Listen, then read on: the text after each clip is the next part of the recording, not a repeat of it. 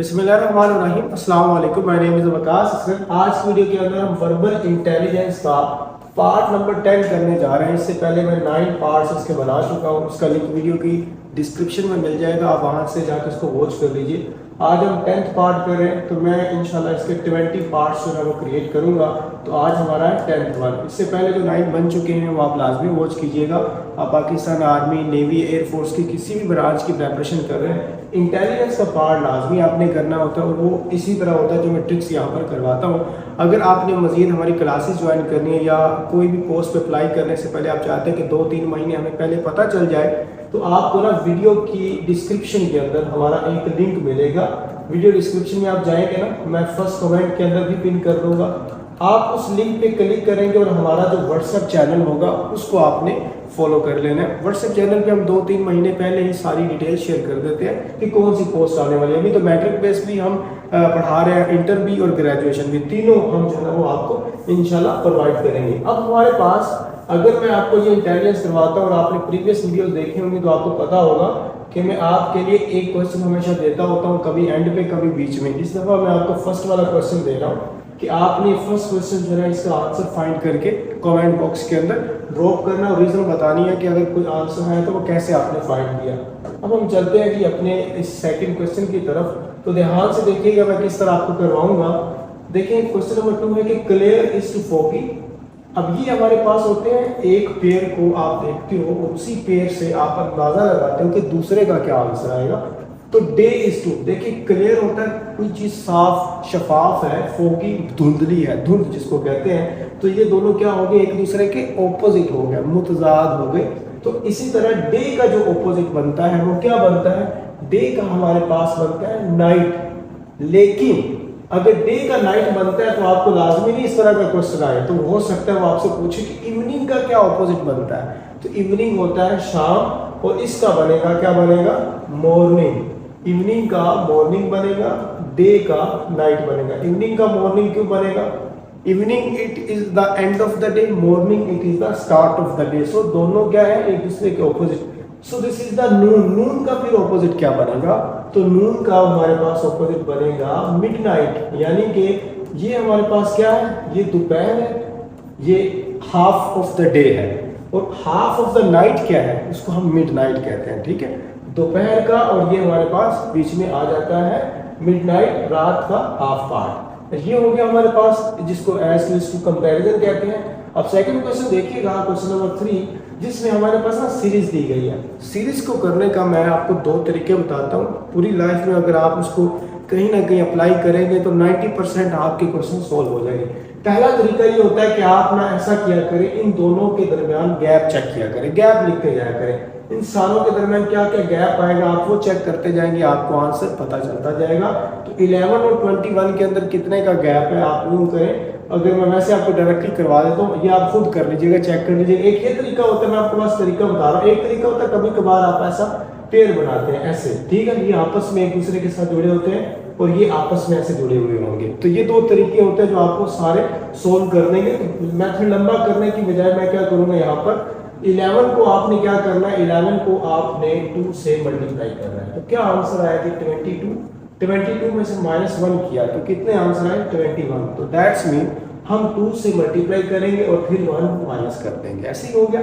अब 21 को आप मल्टीप्लाई करें, तो 21 को जब आपने मल्टीप्लाई किया 2 से तो क्या आंसर आया, तो वो आ गया 42। 42 में से 1 माइनस फिर आपने करना है, तो क्या बन गया हमारे पास 42 से अब हमें क्या करना है, 2 माइनस कर दें। चलिए अब हमारे पास कितना समय पता चल गया कि पहले में हमने -2 से मल्टीप्लाई किया और 1 माइनस किया, दूसरे में हमने 2 से मल्टीप्लाई किया और 2 ही माइनस किया। अब हम करते हैं ये 40 को फिर 2 से मल्टीप्लाई करें, 40 को 2 से मल्टीप्लाई किया तो आ गया 80। 80 में से कितने माइनस करें तो 77 आ जाते हैं, तो माइनस करते हैं हम 3। सो दैट्स मीन हमने पहले 1 माइनस किया, मल्टीप्लाई हमने 2 से ही करना है, और दूसरी बार हमने 2 से माइनस किया, फिर हम तीसरी बार अब 3 से माइनस कर रहे हैं। अब हम इसी तरह 77 को आप मल्टीप्लाई करें 2 से, तो 77 को हमने मल्टीप्लाई किया जी 2 से, तो क्या आंसर बना, हमारे पास आ गया, आप लोग कह रहे हैं कि 7 और 14, और हमारे पास हो गया 140 हो गया, और 7 और 14 फिर 140 और 14, ये हो गया तकरीबन 154 हो गया, ऐसे ही हो गया। तो 154 हुआ, तो अब हमने माइनस किया यहाँ पर कितने 4 माइनस किए, तो 4 माइनस किया तो 150 बन गया। अब हम क्या करेंगे, इसी 150 को फिर 2 से मल्टीप्लाई करेंगे। तो करें जी, 150 को आप 2 से मल्टीप्लाई करेंगे तो हमारे पास 300 आंसर आ जाएगा। तो हमने कितने माइनस करने हैं, हमने 4 माइनस किए, तो अब हम इसमें से 5 को माइनस करेंगे। तो इसको 5 माइनस किया तो 295 हमारे पास आंसर आ गया। तो ये सिंपल सा फॉर्मूला था जो मैंने आपको बताया। तो 295, ये बी भी हमारे पास खड़ा हुआ है, मतलब ये वाला हमारा आंसर बन गया। ठीक है, अब मैं आपको सिंपल सा ये क्लियर कर देता हूँ ताकि वो थोड़ा मैस सा क्रिएट हो गया, सब रशी सा हो गया था। तो मैंने क्या किया, सिंपल 11 को 2 से मल्टीप्लाई किया और 1 माइनस किया। 21 को 2 से मल्टीप्लाई किया और 2 माइनस किया। फिर 40 को 2 से प्लस मल्टीप्लाई किया और 3 माइनस किया। इसी तरह इसको 2 से मल्टीप्लाई किया, 4 माइनस किया। फिर हम इसको मल्टीप्लाई करेंगे 2 से और 5 माइनस करेंगे। तो ये हमारे पास हो गया। अब गैप वाला अगर मैं आपको बताऊं, अगर हम दोबारा कर भी लें तो गैप भी आप चेक कीजिएगा। देखिए 11 और 21 के अंदर गैप कितना है। 21 में से 11 को माइनस करें तो हमारे पास 9 और 1 10 डिजिट का ये गैप बन जाता है। ऐसे ही 21 को 40 के अंदर से माइनस करें तो हमारे पास कितना आया, जो वो गैप बन जाता है वो तकरीबन 19 का बन जाता है। और इसी तरह जब हम इसमें से माइनस करें तो गैप से हमें अंदाजा लगाता जाएंगे कि गैप कितना कितना बन रहा है और कितना कितना मल्टीप्लिकेशन हो रहा है। ये आगे जाके मैं आपको समझाऊंगा ताकि आपको इजीली समझ आ जाए। अब हमारे पास आ गया ये वाला 4 वाला क्वेश्चन, जिसमें आपका नॉलेज बेस करता है। कुरान जो है वो मुस्लिम के लिए है, ठीक है, होली प्रॉफिट कुरान और मुस्लिम, ठीक है, उनके मानने वाले। बाइबल जो है वो बाइबल जिसको आप कहते हो इंजील है बाइबल। और ये हमारे पास होगा जी क्रिश्चियनिटी, जिसको ईसाइयत कहते हो, ठीक है, आप ईसाइयत भी इस तरह लिख देते हो। तो ये हमारे पास क्रिश्चियनिटी हो गया। एंड उसके बाद अगर मैं बात करूं कि ज्यू के लिए क्या होता है, तो ज्यू के लिए हमारे पास आ जाती है तौरात, यानी कि हजरत मूसा अलैहिस्सलाम पर तौरात नाज़िल हुई, हजरत ईसा अलैहिस्सलाम पर बाइबल या उसको इंजील कह लें। हिंदू फिर किससे बिलोंग करेंगे, तो हिंदुओं के लिए हम यूज करते हैं, वैसे वेद भी आप जो वेदास उनके होते हैं वो भी आप कर सकते हैं, बट अगर ऑथेंटिक बात करें तो भगवत गीता जो है उनकी, भगवत गीता वो उनकी बनती है बुक, ये उनके लिए फिर होगा। और अगर हम बात करें जी सिखों के लिए, तो सिखों के लिए गुरु ग्रंथ जो है वो बड़ी अच्छी है बुक, ये उनकी श्लोक वगैरह बाबा फरीद के मिलते हैं। तो गुरु ग्रंथ साहिब भी आप आगे वो यूज करते हैं। तो इसके लिए सिखों के लिए गुरु ग्रंथ होगी, हिंदुओं के लिए भगवत गीता होगी, ज्यूज के लिए तौरा होगी और क्रिश्चियनिटी के लिए बाइबल होगी। ये आपको मैं इसलिए करवा रहा हूँ कि लाजमी ये कुरान इस टू मुस्लिम आ गया और बाइबल का उसने पूछ लिया, हो सकता है वो नेक्स्ट टाइम आपसे हिंदू का पूछ ले, वो आपसे ज्यू का पूछ ले, वो आपसे सिख का पूछ ले। तो ये फिर कुछ मजहब के बगैर भी अगर हम देखें तो उनकी कुछ ना कुछ बुक्स हैं। तो ये हमारे पास क्या हो गया, ये इसका हो गया आंसर। एंड क्वेश्चन नंबर 5 है कि लिसन इज टू हेयर, सुनना मतलब दोनों एक दूसरे के सिनोनिम है, मुतरादिफ हैं। तो लुक का क्या होगा, लुक का हमारे पास आंसर होगा C, but why not the watch will be the answer. तो लुक का वॉच आंसर क्यों नहीं होगा, सी क्यों है, दोनों के मतलब देखना ही होता है। अच्छा इसका मतलब होता है, मैं वैसे आपको बता दूं, सरसरी देखना, ठीक है, मतलब आप कोई भी चीज है आप उसको देख रहे हैं, ठीक, गौर से नहीं देख रहे।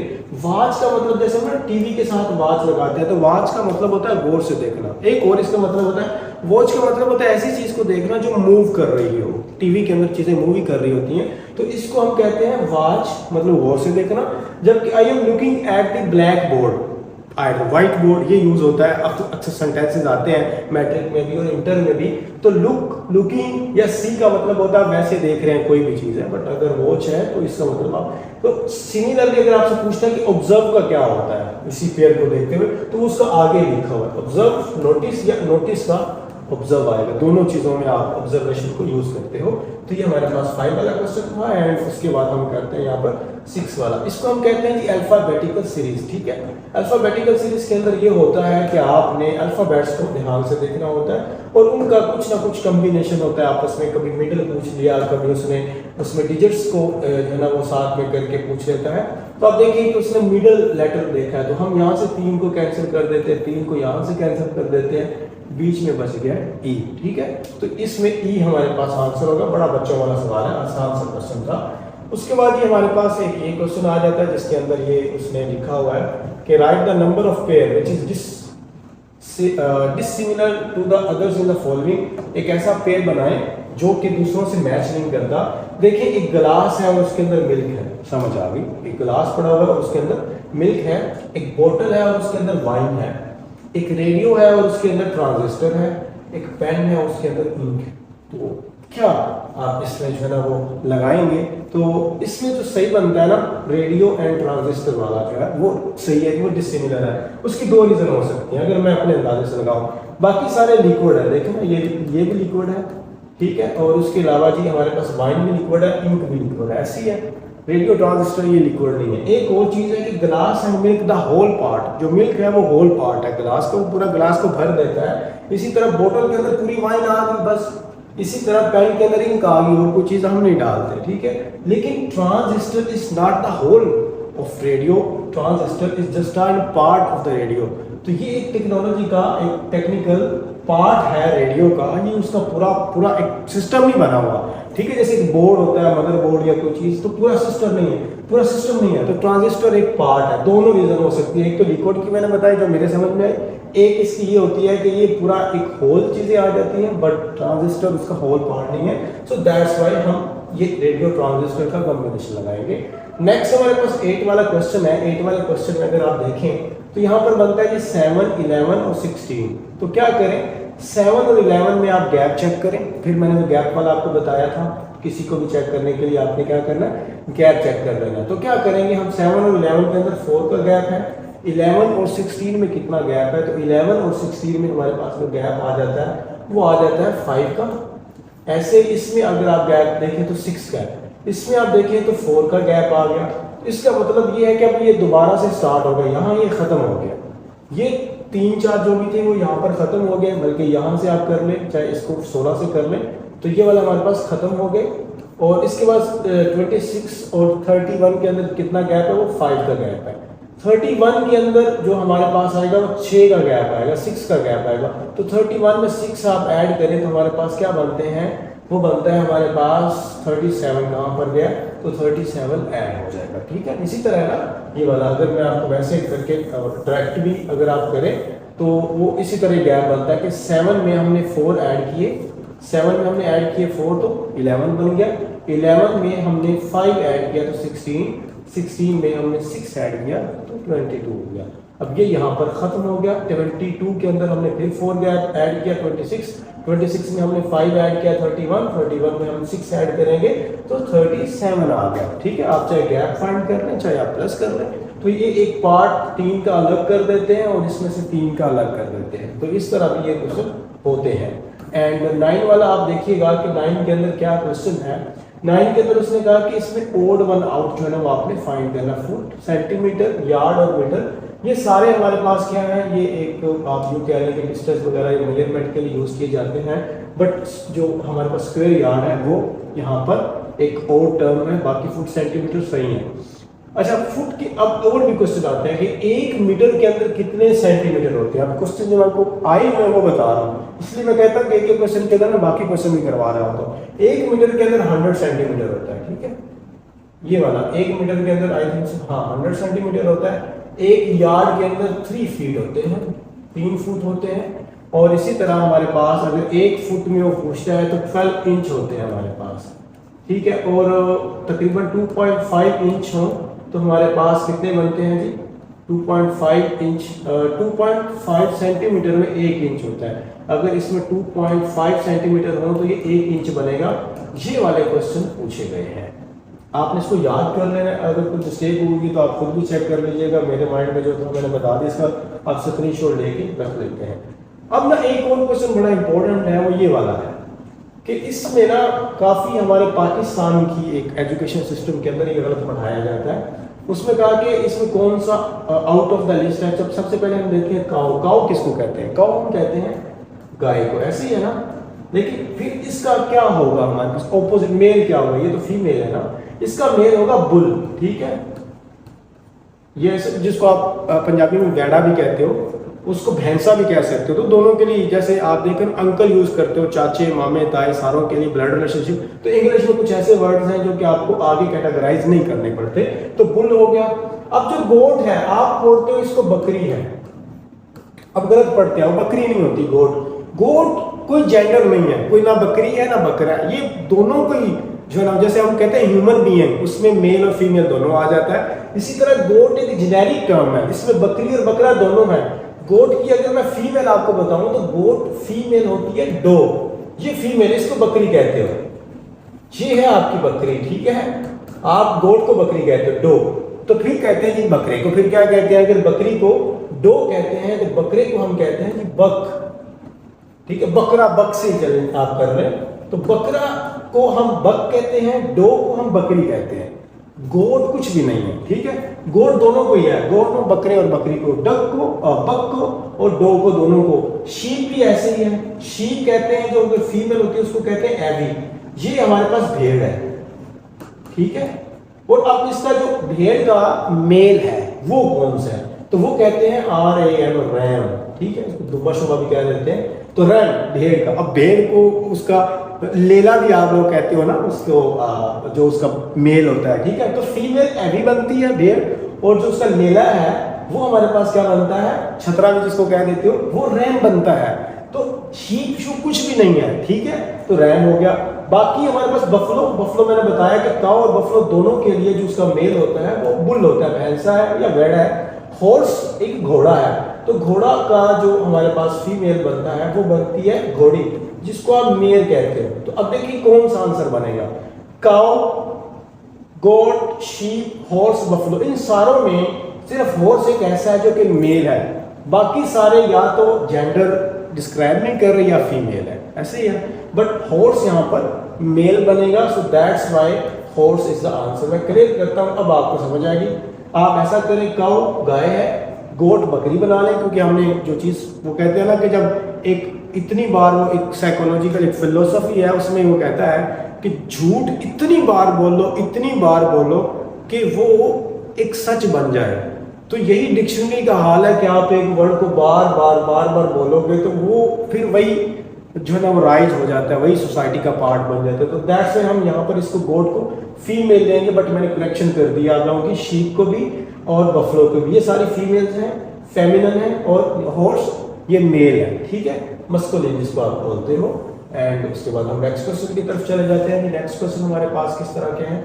अब नेक्स्ट क्वेश्चन में यह है कि what will come in the next series. अब उसमें क्या है, हमारे पास 2, 7, 24 और 77 आए, तो चले जी हम कर लेते हैं। 2 को आप 3 से मल्टीप्लाई करें तो आ जाता है हमारे पास 6 का आंसर। 6 में आपने प्लस ऐड किया तो हमारे पास क्या हुआ, 1 प्लस किया तो क्या हुआ, 7 हो गया। इसी तरह हो गया।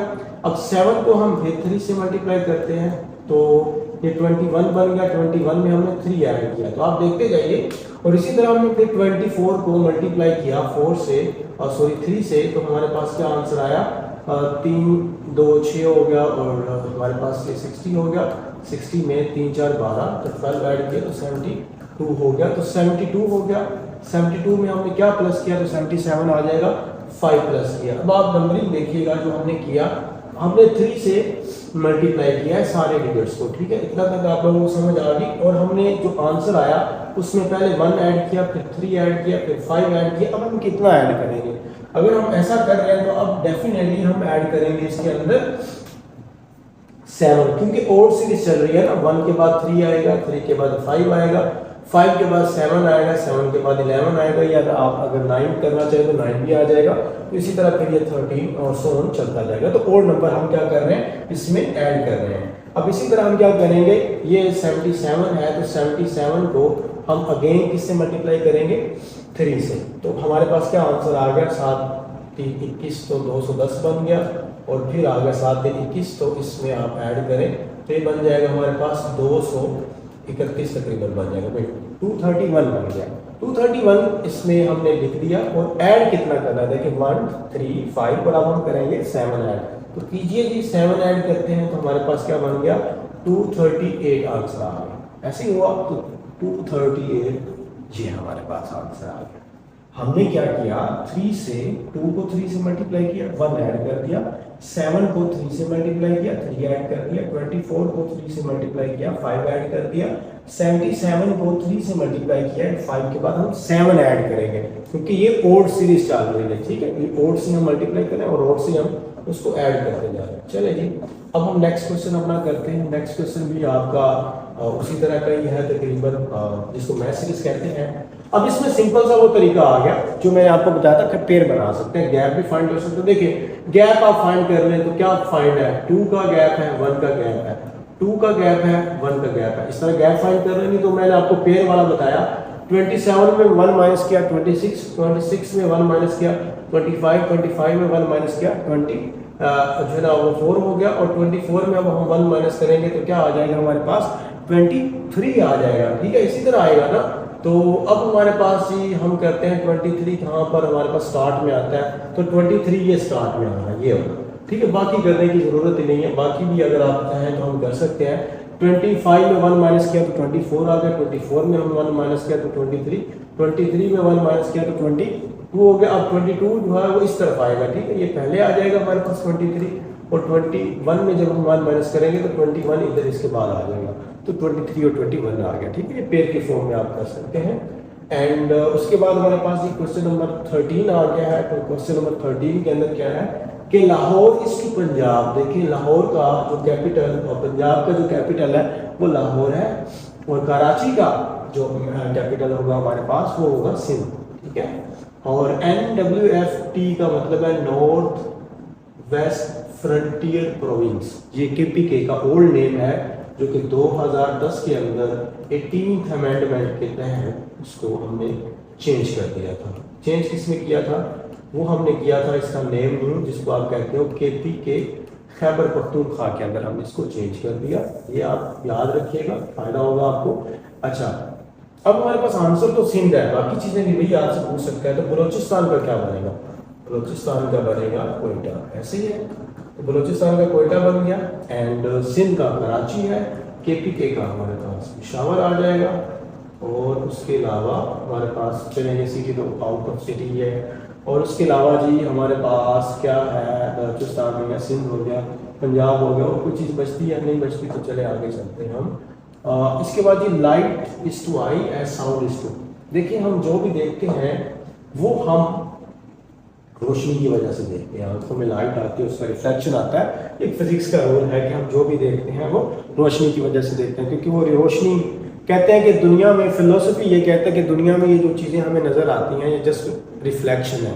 पता नहीं रिश्तों का ये है कि जो भी चीज़ है वो आपका एक अक्स है, एक रिफ्लेक्शन है, रियल वर्ल्ड कहीं और एग्जिस्ट करता है, ठीक है। तो वो इस वजह से रिफ्लेक्शन है कि वो आपको एक रोशनी पड़ती है, और रोशनी जिस तरह की रोशनी ऐसे बेंड हो रही है, रिफ्लेक्ट हो रही है, उसी तरह आपको चीज़ें नजर आ रही है। मैं वैसे आपको बता रहा हूँ। तो लाइट जो है वो आपकी आई को रिप्रेजेंट करती है, और साउंड आप किससे सुनते हो, तो वो आपका एयर है, वो आपके कानों से है। और उसके बाद हमारे पास आ जाता है 15 वाला क्वेश्चन। तो 15 वाला क्वेश्चन आप देख लें, जिसमें हमारे पास क्या है, अल्फाबेटिकल सीरीज के बारे में कुछ बातें हैं।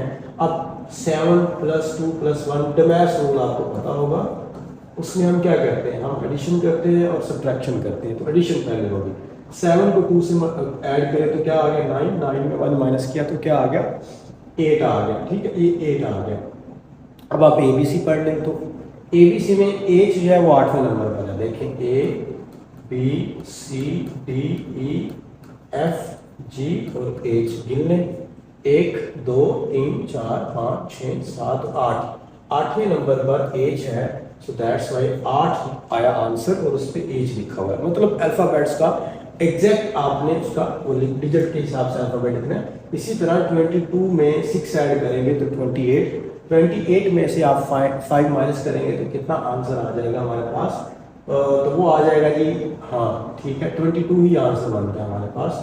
22 में अगर हमने 6 ऐड किया तो 28, और 28 में हमने अगर 5 माइनस किया तो 23 बनेगा। तो 23 के ऊपर आप जो पढ़ ले, हमारे पास W है, देखें ना, X Y और Z, W X Y Z, ठीक है। 26 आ गया, हमारे पास अल्फाबेट होते हैं, ये 25 आ गया, ये 24 आ गया, और ये 23 आ गया, ठीक है। तो 23 पे हमारे पास W है। इस तरह आप ये देख ले कि 11 में प्लस किया 6 तो हमारे पास कितना आ गया 17, और 17 में से आपने 2 माइनस किया तो हमारे पास कितना बन गया 16 बन गया। ऐसे ही है, 17 और 2 हमने माइनस किया तो ये बन गया 16। अब देखिए आप 16 पे कौन सा वर्ड आता है, तो हमने यहाँ पर देखा ABCDFGHI, JHIJKLMN और OPQ। चलिए इतना कर लीजिए, 8 9 10 11 12 13 14 15 16 और 17। तो ये हमारे पास जो है वो इस तरह वाला। चलिए हम दोबारा कर लेते हैं। तो मैथ्स रूल में हमने ऐड किया, तो 6 ऐड किया, 11 में 17, 17 में से हमने 2 माइनस किया, मैंने गलत लिख दिया था, 17 में से 2 माइनस किया तो हमारे पास 15 बन जाता है। तो 15 पे कौन सा आएगा? 8 9 10 11 12 13 14 एंड 15। तो 15 पे O बन रहा है। ठीक है, ये मैंने माइनस और प्लस गलत कर दिया था। हम पहले प्लस करते होते हैं फिर माइनस करते होते हैं। अगर पहले माइनस कर देंगे फिर प्लस करेंगे तो वो सही आंसर नहीं आएगा, क्योंकि हमारे पास डिवीजन पहले करनी होती है, फिर मल्टीप्लिकेशन, फिर एडिशन और फिर सब्ट्रैक्शन। ये एक मैथ का रूल है। ठीक है, समझ आ गया आप लोगों को? ये वाला हमारे पास हो गया। नहीं आई तो आप जो है ना दोबारा इसको देख लीजिएगा। तो मैंने क्या किया, मैंने 7 में 2 प्लस किया, 9 9 में प्लस माइनस किया तो 8 8वें नंबर पर A जाता है। आप अल्फाबेट में गिन सकते हैं। हमने किया ये 28 आ गया, 28 में 5 माइनस किया तो 23, 23 पे W बनता है। मैंने आपको उल्टी गिनती से डिसेंडिंग ऑर्डर से दिखाया। और 6 और 11 हमारे पास 17, 17 में से 2 माइनस किया 15, 15 नंबर पर O बनता है। एंड नेक्स्ट क्वेश्चन हमारे पास 16 वाला आ गया, जिसके अंदर आप देखें कि वी वेयर क्लोथिस।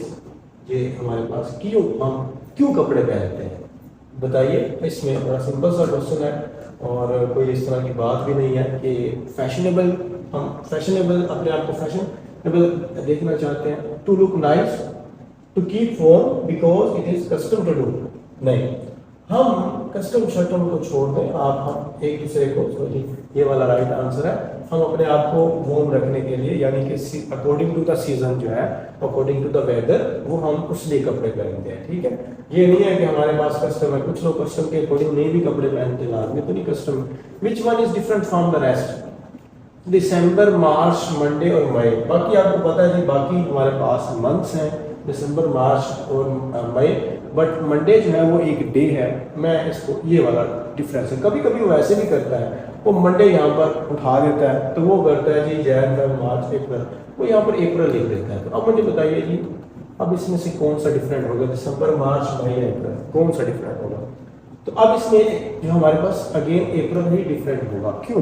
क्योंकि जो दिसंबर है वो 31 डेज का होता है, मार्च भी 31 डेज का होता है, मई जो है वो भी 31 डेज का होता है, बट अप्रैल जो है वो 30 डेज का होता है। ये भी कभी कभी डिफरेंस आ जाता है। तो इसमें फैब्रुअरी लिख सकता था, तो ये वाला आपने इसको इस तरह कर लेना है। हमारे पास नेक्स्ट क्वेश्चन है, second of the following number, second number पे जो लिखा हुआ है, सेकंड नंबर पे 14 लिखा हुआ है, the following number is added. इसको ऐड करना है, 14 को ऐड करना है, किसके साथ करना है? To the shortest number. तीनों में शॉर्टेस्ट नंबर कौन सा है? 14 को ऐड करना शॉर्टेस्ट नंबर, तो 2 शॉर्टेस्ट नंबर है। चलिए जी 2 कर दिया है, 16 आंसर आ गया हमारे पास।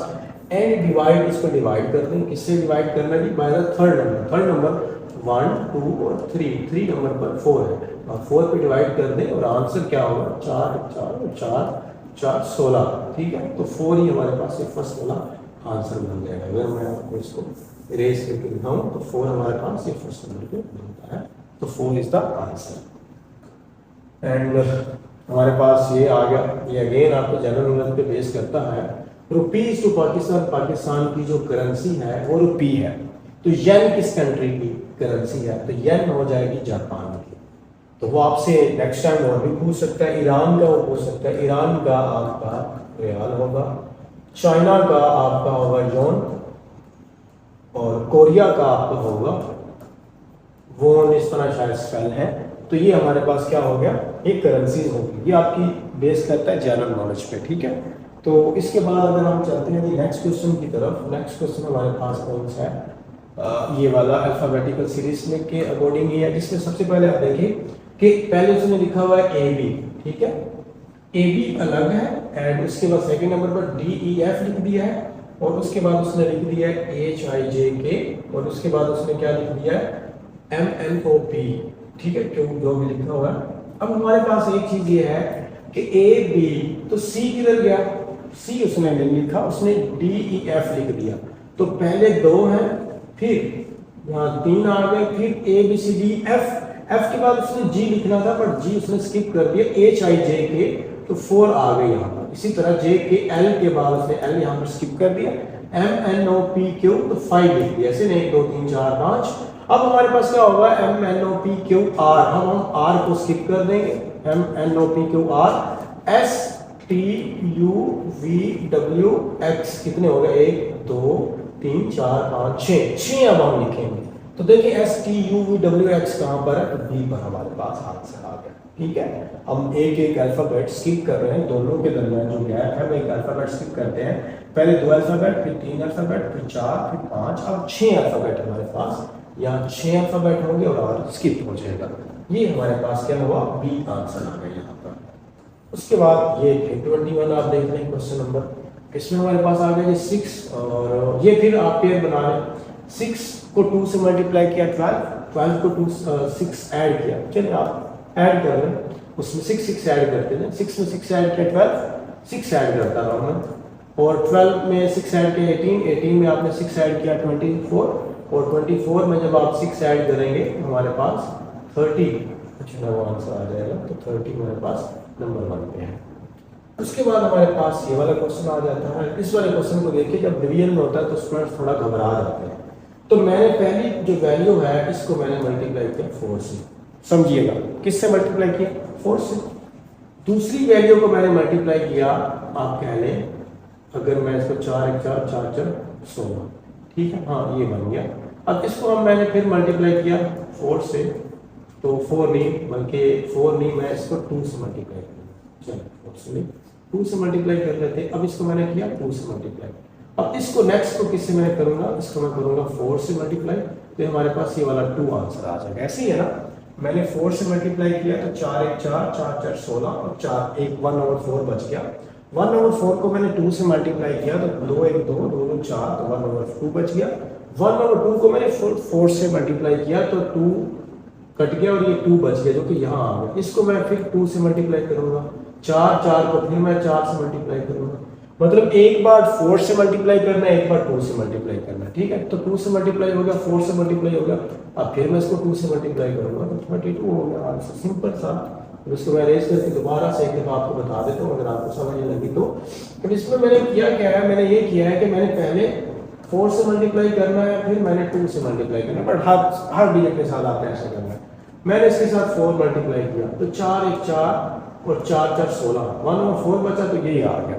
इसके साथ मैंने 2 को मल्टीप्लाई किया तो 2 1 2 2 2 4 आ गया, 1/2 बच गया तो ये आ गया। इससे फिर मैंने दोबारा 4 से मल्टीप्लाई किया तो 2 2 1 और 2 2 4, तो 2 बच गया, वो ये आ गया। इसके बाद फिर मैंने इसको 4 से मल्टीप्लाई किया तो हमारे पास 2 से मल्टीप्लाई किया ना, मैंने 4 से मल्टीप्लाई कर लिया, 2 से इसकी बारी है, 2 2 4 आ गया तो 4 हमारे पास ये आ गया। अब मैंने 2 से मल्टीप्लाई कर दिया, इसको मैंने 4 से करना है, तो मैं इसको 4 से मल्टीप्लाई करूंगा 16। अब मैंने 4 से मल्टीप्लाई किया, फिर मैं 2 से मल्टीप्लाई करूंगा तो 32 आ जाएगा। पहले एक दफा 4 से मल्टीप्लाई किया और एक दफा मैंने 2 से मल्टीप्लाई किया। एंड हमारे पास आ गया जी 23। तो 23 का आप देख लें कि अदनान जो था वो 21 ईयर का था इन 1955 के अंदर। सिंपल सा क्वेश्चन है, और जब वो इन 1965 के अंदर क्या उसकी एज होगी, बस सिंपल सा है। जैसे अगर आपसे पूछे कि 2025 में आपकी एज 20 ईयर है तो 2050 में आपकी एज क्या होगी, तो क्या होगी जी 45 ईयर, उतना आपने ऐड कर लेना है। इसी तरह 21 साल का वो 1945 में, 1965 में कितना होगा, तो इन दोनों में देखिए कितने ईयर आगे चला गया। तो 45 में आपने ऐड करने हैं जी 70, तो ये हो गया 65। तो मतलब वो पूछ रहा है सिंपल, अगर वो अभी 21 साल का तो 20 साल बाद वो कितने सालों का होगा। तो आप देखें कि 21 में 20 ऐड किए तो 41 साल, ठीक है। 70 ईयर 1 का है वो 1945 में, और 1965 में वो कितने ईयर का हो गया होगा, तो क्योंकि वो 20 साल गुजर चुके हैं 1965 को आते हुए, तो 21 साल का आ गया तो 20 साल बाद वो 41 साल का हो जाएगा। इसी तरह हमारे पास नेक्स्ट क्वेश्चन है कि जो स्टील मिल कराची काफ़ी मशहूर है, उसके लिए जो हमारे पास एक वर्ल्ड बैंक का ब्रोकर वर्क किया था, काफ़ी इसके बारे में हमसे यूज़ भी आते हैं। जो स्टील मिल का जो है कराची के अंदर इंस्टॉल की गई वो कराची है। तो हौजरी जो है जो टेक्सटाइल का होता है, आपका कपड़े वगैरह का, तो वो कहाँ पर जो है ना, वो उसके लिए कौन सा मशहूर होता है, आपको पता है फैसलाबाद कपड़े के लिए मशहूर है। हैदराबाद जो है वो, आपको अगर मैं बताऊँ, आपको जनरल नॉलेज के वैसे क्वेश्चन है, तो हैदराबाद ग्लासेस के लिए बड़ा मशहूर है, जो ग्लास शीशा वगैरह, या बैंगल्स के लिए भी बड़ा मशहूर है जी, जो आप चूड़ियाँ वगैरह, ठीक है, वो गानों में भी यूज़ होता है उसका।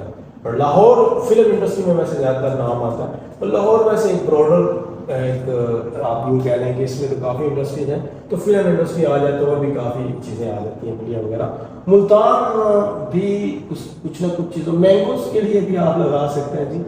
हम मुल्तान से जी मैंगोज़ के अलावा सिरेमिक्स के लिए जो है ना बड़ी अच्छी इंडस्ट्री है हमारे, सिरेमिक्स के लिए भी काफ़ी फेमस है मुल्तान। दोनों में फैसलाबाद का हमने कर लिया, तो ये जनरल नॉलेज पे बेस करता है, जितना आपका नॉलेज है उतना आप कर लेंगे। एंड उसके बाद ये स्वीप, सफाई आप किससे करते हो? ब्रूम से, झाड़ू से करते हो। तो धोते किससे हो? वॉश चीज़ों को जो भी आप वॉश करते हो तो किससे धोते हो? तो देखिए टब, वाटर, पाउडर, वाटर ज़्यादातर लोग यूज़ करें तो सोप आएगा। सोप वो सफाई चीज़ को, वाटर एक जो है ना वो जनरल टर्म है। देखिए लाजमी तो नहीं आपने जो है ना वॉश करना है, तो वॉश करने के लिए आपको वो जो है ना वो सोप एक लाजमी एक चीज़ है, डिटर्जेंट है। वाटर जो है वो सारा चीज़ों के लिए यूज़ होता है। स्वीप में भी तो वाटर यूज़ होगा, वाटर कहाँ पर भी यूज़ नहीं होता, टब में भी वाटर यूज़ होता है, पाउडर में भी वाटर डाल देते हो। तो कभी भी आपने जब स्पेसिफिक चीज़ों को आप हाईलाइट कर रहे हो, आप ट्राई करें कि स्पेसिफिक, जेनेरिक टू स्पेसिफिक या स्पेसिफिक टू स्पेसिफिक, तो आप उसी को फॉलो करें तो सोप आएगा। Water is a generic term, so we can not use the water as compare to wash. तो ये जी हमारे पास वर्बल इंटेलिजेंस था, पार्ट नंबर 1। पार्ट नंबर हमारे पास ये 10 है, इसके अंदर मैंने आपको ये सारे क्वेश्चन 25 करवाए हैं, और मैंने आपको स्टार्ट में बताया कि आपने ये वाला क्वेश्चन, क्या मैंने बताया, ये क्वेश्चन आप लोगों ने कमेंट बॉक्स में, तो ये क्वेश्चन आपके लिए मैं छोड़ता होता हूँ, कभी फर्स्ट, कभी एंड, कभी बीच में। तो कोई भी बात पूछने वाली कमेंट बॉक्स में पूछ सकते हैं। और मैं आपको दोबारा बता दूं कि अगर आपने किसी भी आर्मी, नेवी, एयरफोर्स की प्रेपरेशन करनी है तो व्हाट्सएप चैनल जो है ना वो हमारा काफ़ी फ़ायदेमंद है आपके लिए। तो व्हाट्सएप जो चैनल है उसका लिंक मैं फर्स्ट कमेंट के अंदर भी पिन कर दूंगा, ये भी आप उस पर भी आप क्लिक करके उसको फॉलो कर सकते हैं। मैं वीडियो की डिस्क्रिप्शन के अंदर भी उसको पेस्ट कर दूंगा, आप वहाँ पर भी उसको चेक कर सकते हैं। ठीक है, मुझे दीजिए इजाज़त। Thank you very much. अल्लाह हाफिज़।